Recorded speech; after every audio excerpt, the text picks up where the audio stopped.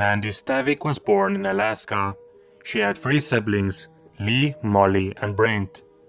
In 1975, Mandy's older brother Brent was shot and killed in Anchorage, Alaska. His murder is still unsolved to this day. Mandy's mother Mary divorced her husband and moved away with the 3 children when Mandy was still a very young girl. They moved to a little town called Acme in Washington. Acme is described as a place where the residents don't lock doors and leave the keys in the ignition. There, Mandy would graduate from Mount Baker High School. 1989 was her first year at Central Washington University. After her first semester finished, she came home for Thanksgiving break. The day after Thanksgiving, she went for a jog. Normally, Mandy would jog while her mother Mary would be riding her bicycle next to her. Mary's sister was visiting, however, so Mandy went to jog with the family's German shepherd named Kira. While Mandy was running, her brother Lee saw her through a window on her way back home. He was visiting a friend named Jeremy. Mandy did not return home, however. 2 hours after she left, the dog showed up at the house with no sign of Mandy. Mary was now worried and called Mandy's boyfriend, Rick Zender. Rick told Mary that he had no idea where Mandy was, unfortunately. Mary called the sheriff and everyone else she could think of. Soon, lots of residents began searching for Mandy. She had been wearing a light-colored sweatshirt, green sweatpants, light blue running shoes with a purple stripe, and was listening to a Walkman when she vanished. The initial suspect was Rick Zender. He had been dating Mandy for 3.5 years at that time. Their relationship was described as on again, off again. The police found him to be very eager to help, and decided to let him go since they had no evidence that he was involved. 2 days after Mandy disappeared, green sweatpants was found by a search and rescue team. Mary told them she didn't believe it belonged to Mandy, but they sent it in for testing anyways. The sweatpants were never positively connected to Mandy. The next day, Mandy Stavik's body was found nearly 6 miles from her house in the Nooksack River. She was only wearing her shoes and socks. The autopsy that was done revealed that the cause of death was asphyxia by drowning. The pool of water she was in was very shallow, so it was strange to investigators that a strong swimmer such as Mandy would have drowned. There was also an injury on her head that a medical examiner said could have knocked her out. The police took DNA from Mandy's body. They were able to obtain a DNA profile from both Mandy and an unknown man. There was no one in their database that matched the DNA, unfortunately.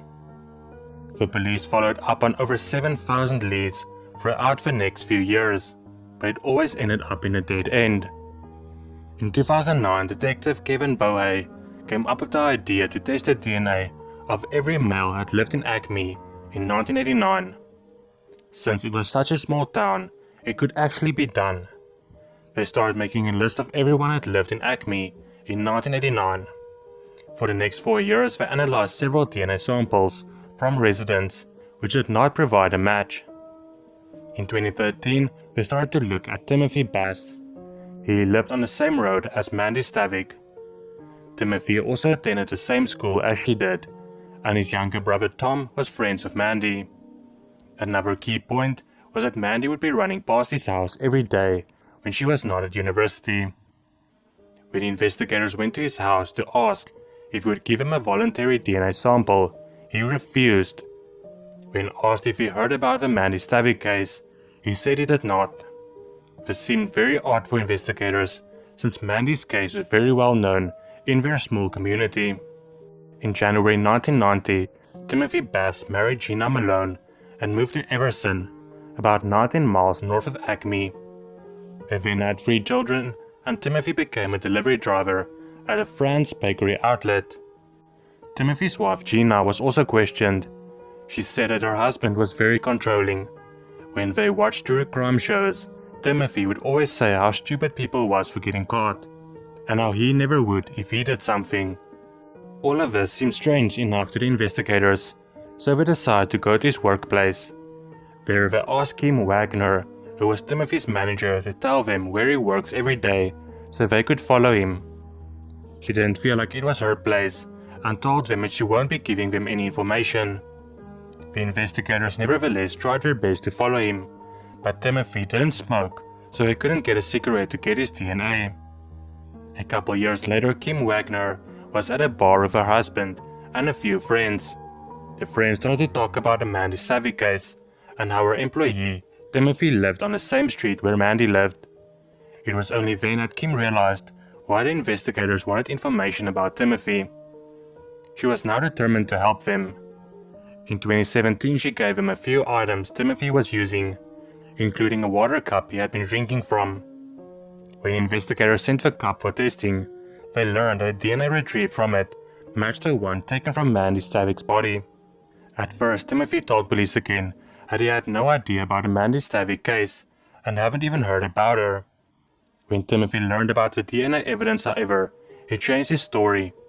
He told them that he and Mandy would often hook up when she was in town, and that is why his DNA was found on her body. Timothy Bass was arrested on December 12, 2017, and charged with murder in the first degree.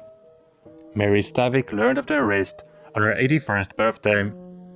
During his trial, all the witnesses said that they never saw Timothy and Mandy together, and that they didn't believe his story. Timothy's younger brother Tom and his mother both came forward claiming that Timothy wanted them to lie and cover for him. His wife Gina also said that the alibi she gave for Timothy that day was false, and she was forced to give the alibi. On May 24, 2019, the jury convicted Timothy Bass of murder in the first degree. He was sentenced to 320 months in prison. Timothy then said, "I would first like to say that I'm 100% innocent of this crime. I wish no ill will towards anyone here, not even today, but I'm having a hard time with this." On November 25, 1987, a homeless man found a girl's body along Interstate 10 in Marana, Arizona. He walked to the local police station to report what he found. The police found tire tracks at the scene.